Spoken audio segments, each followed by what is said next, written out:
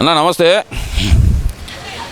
నేను చనిపోయిన తర్వాత నా ఫోటో మీ ఇంట్లో ఉండాలనే కోరికతోనే, మా నాన్నగారి ఫోటోలాగా మీ ఇంట్లో ఉండాలనే కోరికతోటే మీ అందరికీ డబ్బులు పంచాను అంటూ జగన్మోహన్ రెడ్డి చేసిన వ్యాఖ్యల్ని అసలు ఎలా చూడాలంటారు? ముందుగా అందరికీ నమస్కారం. జగన్ ఫోటో కానీ వాళ్ళ నాన్న ఫోటో కానీ మన ఇంట్లో ఉంటాయో లేదో కానీ ఛార్జ్షీట్లో ఉన్నాయి, పోలీస్ స్టేషన్లో ఉన్నాయి, రేపు జైళ్ళల్లో కూడా ఉంటాయి.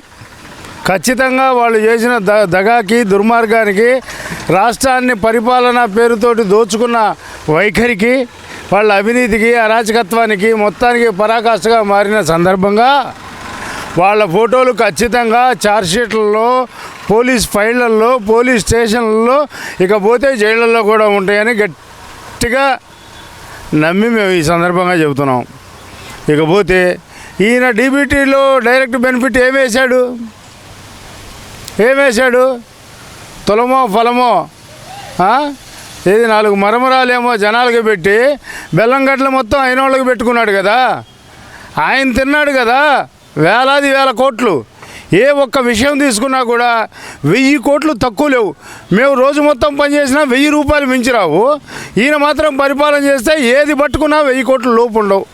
ఆయనకే కాదు, ఆయన అనుయాయులకు కూడా, ఆయన పక్కనున్న బందీ మాగదులకి, ఆయనకి ఇంటర్వ్యూలు పెట్టేవాళ్ళకి, ఆయన దగ్గరికి ఇంటర్వ్యూకి అవకాశం ఇచ్చేవాళ్ళకి ఏం అన్యాయంరా, దుర్మార్గం. 5 ఏళ్ళు పట్టి పీడించారు కదా. అసలు ఎంత దారుణం అంటే, రాష్ట్రానికి ఒక గేదెకి జోరీగా పట్టినట్టు, మనిషికి తలలో పేలు పట్టినట్టు, మంచంలో నల్లులు పట్టినట్టు ఓరే మీ దుర్మార్గం గల పీక్కు తిన్నారు. మీరు గత జన్మలో దోమలై పుట్టి ఉంటారు. మనిషి రక్తం మాత్రమే తాగి బతికే బతుకులు మీయి. ఈ జన్మలో మాత్రం ఇదిగో ఇలా రాజకీయ నాయకులై పుట్టారు, పీక్కు తింటున్నారు ఈ విధంగా జనాన్ని అని చెప్పి తెలియజేస్తూ, ఇక నుంచైనా జగన్మోహన్ రెడ్డి నువ్వు ప్రజల కోసం ఏదైనా పని చేయి. అప్పుడు కొంచెమన్నా సరే నీలో నీతి ఉంది, కొంచెమన్నా సరే మారాడు అని చెప్పి నమ్ముతారేమో జనం అని మేము అనుకుంటున్నాం. నేను పనిచేసేదే పేద ప్రజల కోసం అనేది ఆయన వాదన కదా. మరి పేద ప్రజలను పీక్కు తినే పని అది కాదు జగన్మోహన్ రెడ్డి. పీక్కు తింటామా? అరే ఎస్సీ ఎస్టీ నిధులు తినేసావు, బీసీ నిధులు తినేసావు, మున్సిపాలిటీలో ఉన్న కార్పొరేషన్ ఫండులు తినేసావు, ఇకపోతే యార్డుల్లో ఉండే ఫండులు తినేసావు, కలెక్టర్ ఆఫీసులు తాకట్టు పెట్టావు, మున్సిపల్ ఆఫీసులు తాకట్టు పెట్టావు, పిడుగురాళ్ళ లాంటి ప్రాంతంలో ఎంఆర్ఓ ఆఫీసులు తాకట్టు పెట్టావు, ఎక్కడెక్కడ భూములన్నీ తాకట్టు పెట్టావు. తాకట్టు పెట్టిందే అభివృద్ధి చేయడానికి అనేది వాళ్ళ వాదన. ఇప్పుడు ఎస్సీ ఎస్టీ నిధులు అంటున్నారు, ఆ నిధులతోనే కదా అంబేద్కర్ విగ్రహం కట్టింది. మరి అలా కాదయా, అంబేద్కర్ విగ్రహం ఇదే విగ్రహం ఇదే ఎత్తు తెలంగాణలో 90 కోట్లతో పూర్తయింది. 120 కోట్ల రూపాయలతో పూర్తయింది కింద బేస్తో సహా. మరి ఇక్కడ 400 కోట్లు ఎందుకని జగన్మోహన్ రెడ్డి? 400 కోట్లు ఎంత తిన్నావు నువ్వు దీంట్లో? ప్రతి దాంట్లో నీకున్న ఏకైక లక్ష్యం మేత. ఆ మహామేత కొడుకు ఈయన ఇంకా ఘనమైన మేత. మీ నాన్న రాజశేఖర రెడ్డి ఫోటో లేదయా? రాజశేఖర రెడ్డిని మహామేతగా, దిగమింగిన నేతగా, దివంగత నేత కాదు దిగమింగిన నేతగా జనం గుర్తించారు. ఆయన కొడుకు నువ్వు. అయ్యే ఇట్టుంటే కొడుకు ఇంకా ఏ స్థాయిలో ఉంటాడు కూడా ఇట్టున్నాడు.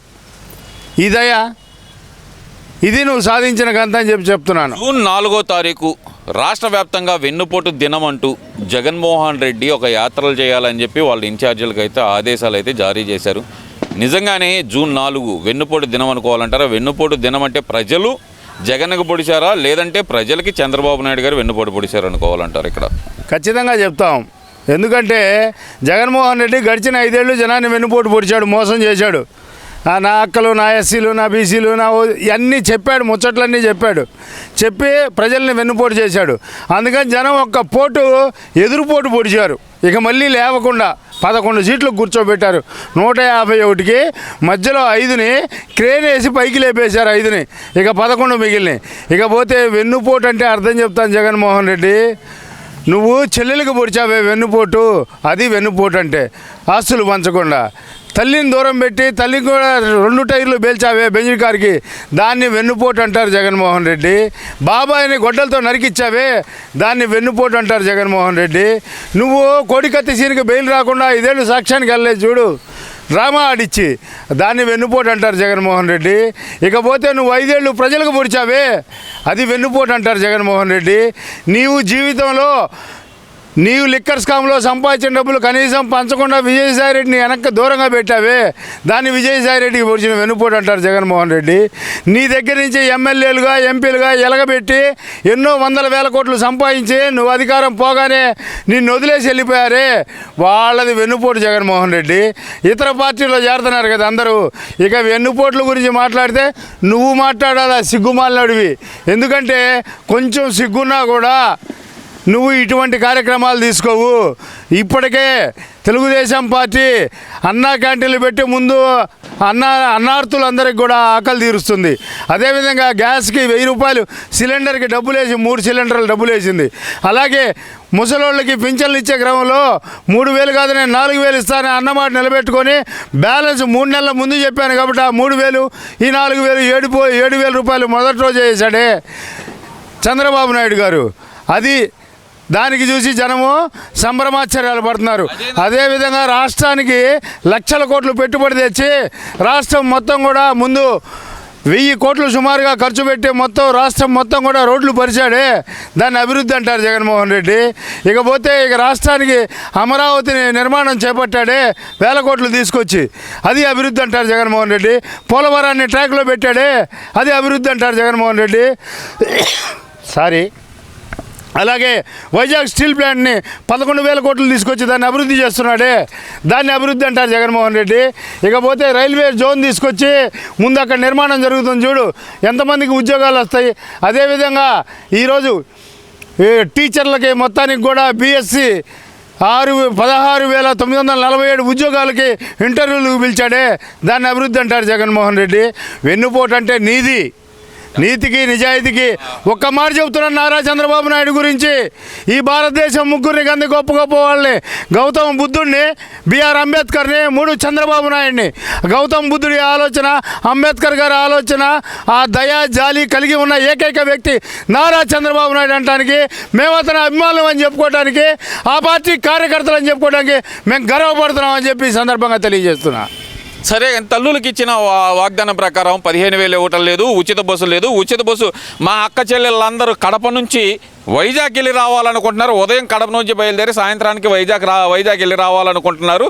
ఉచిత బస్సు ఇవ్వకుండా వెన్నుపోటు పొడిచాడు, తల్లులకు ఇవ్వాల్సిన 15,000 ఇవ్వకుండా వెన్నుపోటు పొడిచాడు అని మరి జగన్మోహన్ రెడ్డి చెప్తున్నాడు కదా.